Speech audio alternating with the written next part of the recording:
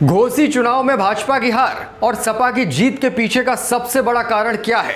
क्या आपको पता है? ना तो सपा अकेले दम पर यह चुनाव जीत सकती थी और ना ही भाजपा की हार यहां से इतनी आसानी से हो सकती थी। जी हां, यूपी की पूर्व मुख्यमंत्री और बसपा चीफ मायावती इस चुनावी परिणाम के पीछे की सबसे बड़ी सूत्रधार हैं। आप सोच रहे होंगे कि हम आखिर ऐसा क्यों कह रहे हैं, लेकिन अगर आप इस वीडियो को पूरा देखेंगे तो खुद सच्चाई समझ जाएंगे। सुधाकर सिंह की जीत का ये गणित खुद मायावती ने ही पर्दे के पीछे से सेट किया है और इसके जरिए एक तीर से दो निशाने साधे हैं। एक तो अपनी ताकत दिखा दी, दूसरा अपने पुराने दुश्मन का सियासी रसूख हमेशा हमेशा के लिए खत्म कर दिया।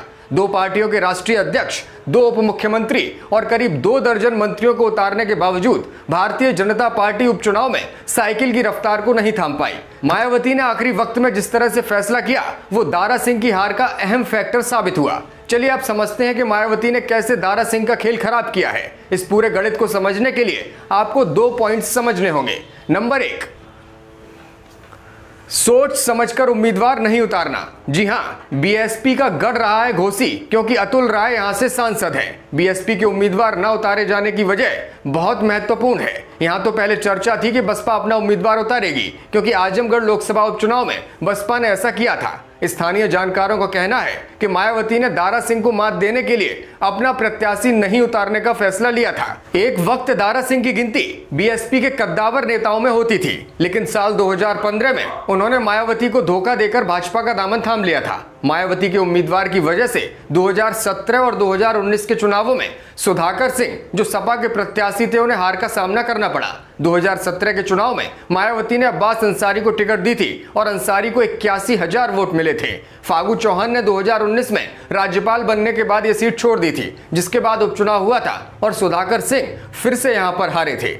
चलिए अब समझते हैं वो गणित नंबर 2 क्या है, जिस वजह से वोटरों के लिए एक लाइन का संदेश। जी हां, नामांकन से लेकर चुनावी प्रचार तक मायावती यूं तो खामोश रहीं, लेकिन वोटिंग से ऐन पहले उन्होंने सिर्फ एक लाइन का संदेश जारी किया था। घोसी विधानसभा सीट पर करीब 1.25 लाख दलित वोटर है। 2022 के चुनाव में मायावती के उम्मीदवार को यहां 55,000 वोट मिला था। बीजेपी ने इन वोटरों को साधने के लिए इस चुनाव में कई रणनीति तैयार की, कोशिश की कि दलित वोटर उनके पाले में आ जाए, लेकिन मायावती मौन रही और इस मौन का फायदा समाजवादी पार्टी को मिला। बीएसपी के प्रदेश अध्यक्ष विश्वनाथ पाल ने मायावती के हवाले से महज एक लाइन का संदेश जारी किया था। इसमें कहा गया था कि बीएसपी के वोटर्स बूथ पर वोट देने ना जाएं और अगर जाते हैं तो नोटा का बटन दबाकर वापस आएं।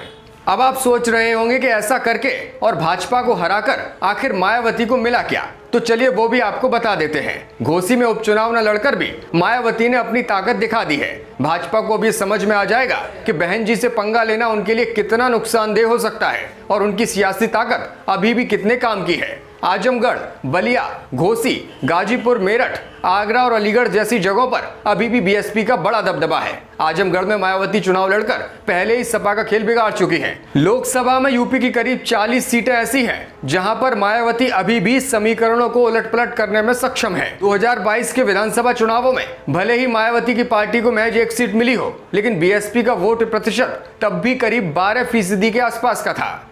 ऐसे में लोकसभा चुनाव में मायावती की पार्टी जिस तरफ जाएगी, जिस तरह से अपना कैंडिडेट मैदान में उतारेगी, उसका सीधा असर चुनाव हार और जीत पर पड़ेगा। बसपा भले ही उतनी सीटें जीत कर ना आए, लेकिन दूसरी पार्टियों को हराने का दम मायावती में बखूबी है और उत्तर प्रदेश की सियासत में उनकी जो रणनीति है आने वाले वक्त में क्या होगी, उस पर सबकी निगाहें टिकी हुई हैं। हमारे इस विश्लेषण को आप किस तरह से देखते हैं, कमेंट करके जरूर बताइएगा।